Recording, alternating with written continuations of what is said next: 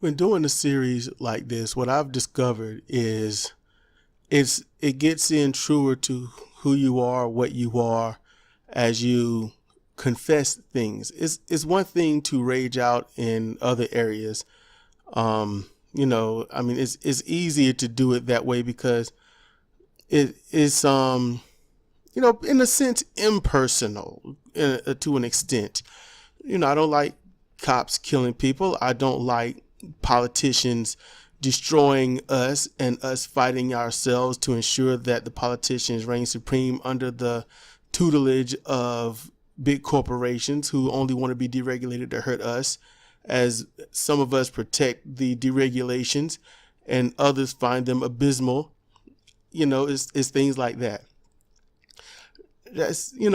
You've got people that agree and disagree, and they have their thoughts and opinions and beliefs and understandings, whether they are accurate, confused, they're right, or they are wrong, flat out wrong, or demented. There are too many variables.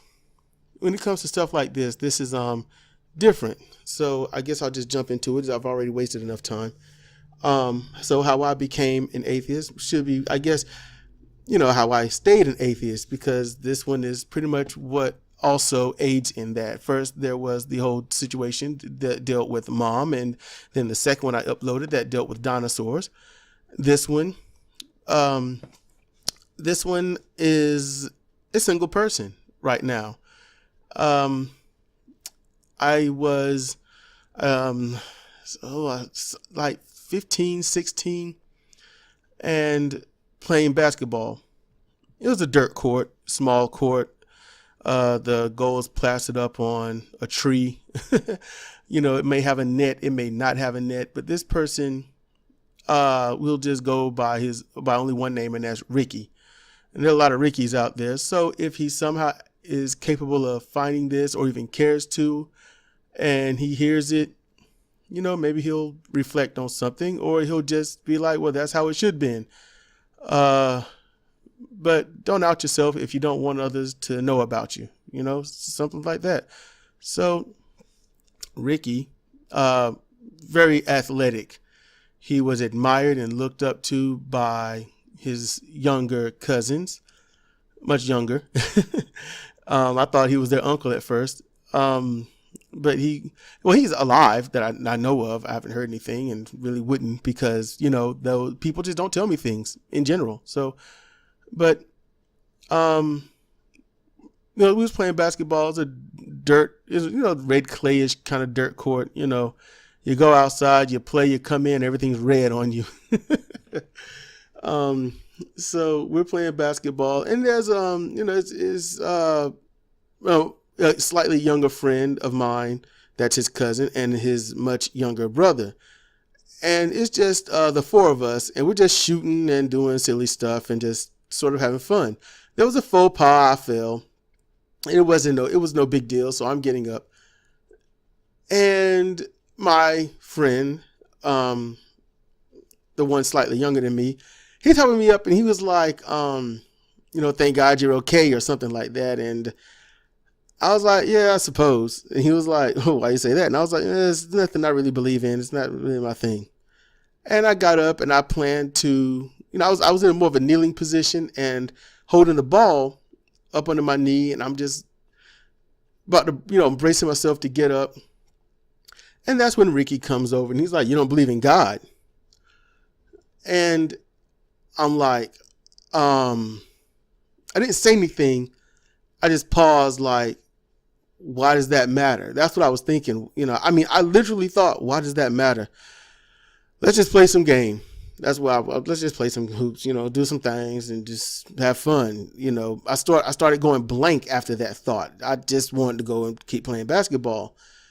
Now, a small tidbit of information. This family, they are a brutal family. They are very brutal. Okay? Mean. The whole family, mean. I mean, when I say mean, they are mean people. And I have literally found them finding much joy in hurting others. So, yeah, I've seen it. I have experienced it to an extent. They, I mean, yeah. So, he's over me. I mean, he's really concerned. I don't look up at him. I don't. I can feel the waves of anger, of annoyance, of pre-vengeance, you know. And I thought at best I would be told I'm going to hell or chastised or something, but I can go past that. You know, I was in high school, and through middle school and elementary school, the insults and ostracization of myself even got worse. So I didn't mind, you know. I mean, he had pretty much excluded me from any and everything that he could. I mean, he would take the one I mentioned before, Bayshawn, out with his brother to the park to play basketball with others. Never invited me. I'm the fat kid. I'm slower, but I'm not used to that. I had no idea what they were used to. You know, higher goals, slightly smaller rims. You know, they pretty much played there often, so they were used to it. They could cope with it. I had no idea. So one time they took me, I was way a fish out of water. I'm used to like a partial of a piece of a quarter court, and just, you know, in that area. So, you know, if they wanted to go to the movies, the museum, or anything like that, I'm excluded. If they want to go to the fair or anything, I'm excluded, even if I were going to pay their way. And there was a couple of times, yes, look, I got plenty of money. Look, I'll pay for you to get in, and then we can use the rest of the money that you have and that I have left over for food, drinks, and souvenirs and stuff. So that'd be cool. That happened a couple of times, but they're like, we'll ask and see if you can go. And I'm looking out the window and waiting for them to give me the phone call, and I see him leave. So was I even considered? Sometimes they say, I forgot. So, okay. That's just letting you know what you know, a lot of this comes into factor, you know, these things that flash through your head at this time when you're asked this question with someone that's walking up to you and you know how the family is. So I don't look at them, and I'm still paused. It's been probably 6 seconds of silence, of eerie silence. And my friend and his younger brother are saying nothing because they know to shut the fuck up around anyone that's older that has an opinion of any kind. So I glance up at him, not Ricky, but my, at the time, friend and his younger brother. I glanced up at them to gauge, where are you? And I saw that they were concerned and afraid. And to me, I thought, it's bad enough that I felt that I should be something positive around them despite my flaws, my heavy flaws. But I'm like, wow, I'm the nicest person you know. And I know I had some flaws. And I know exactly where they were. So I'm like, whoa. I was kind of taken aback. So when he asked, he doesn't ask again. I almost look at him, almost. And he says, if you don't believe in God, then you can't come here no more. You can't be around, you know, such and such anymore. You know, because we're not going to have someone that don't believe in God being around here. And I was like, what the hell? I remember thinking, what the hell? I was stunned even further, and I was like, you know, what do I do? Lie and stay their friend? If I stay their friend, maybe I can influence them, because I never told them to not believe in God. I'm just like, it's just not my thing. I never tried to get them to disbelieve. I've never tried to even sway them. It didn't matter to me. Can't we just play basketball or something, you know, video games, board games or something? Just this isn't necessary. So even at the time before or afterwards, that's how I felt. I never tried to dissuade them. So I thought they need somebody positive. So I said, well, I mean, I said that, but I mean, I do believe in them. I just I don't know, sometimes I find it hard. And he said, well, you just need to work harder at it. And I was like, I guess I do. There's just so many things going on at school. So, and it was true. There was a lot of crap going on at school that I was sick and tired of. Teachers, students, other staff members. I was really sick of their crap. And that was high school. So, so I told him that, and he was like, all right, then. And we got back to playing, and he kind of looked at me with a wary eye. And I remember thinking, anyone who believes in this God that's supposedly Christian is always talking about forgiveness and understanding and acceptance and accepting those who are different.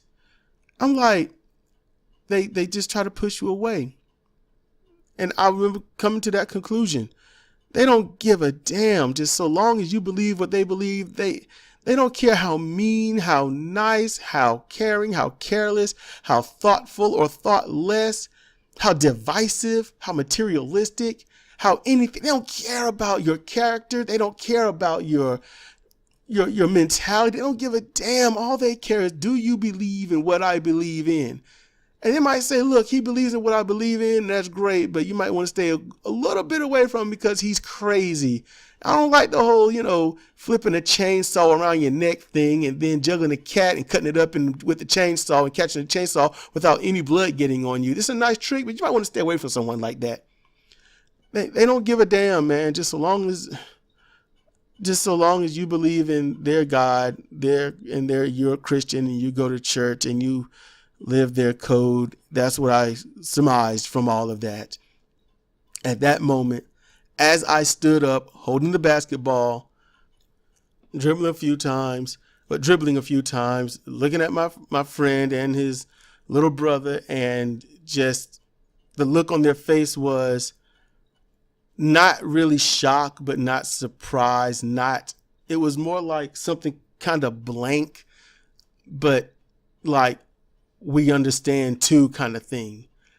And I know that even then and even afterwards they believe, because if you don't, you're going to get your head cracked in, just like with Beishan. Now, I'm not calling these two guys' names out for a reason, because they've never done me wrong, really. No, I mean, not thoroughly, but they weren't really there for me either. I mean, literally, physically, emotionally, financially, quote unquote, spiritually, I guess, for lack of accurate terminology.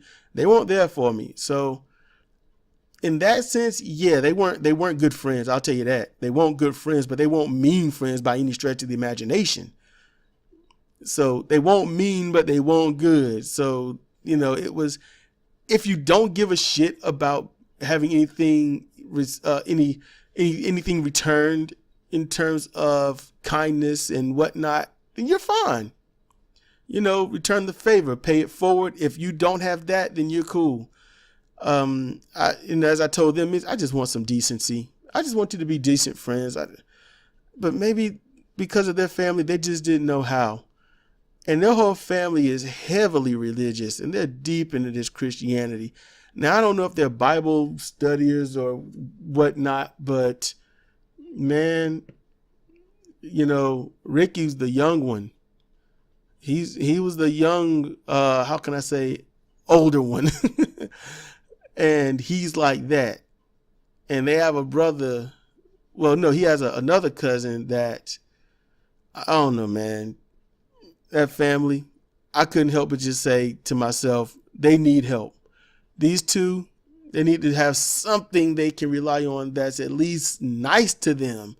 And it sort of changed the way I did a lot of things. It really did. The way I approached certain things.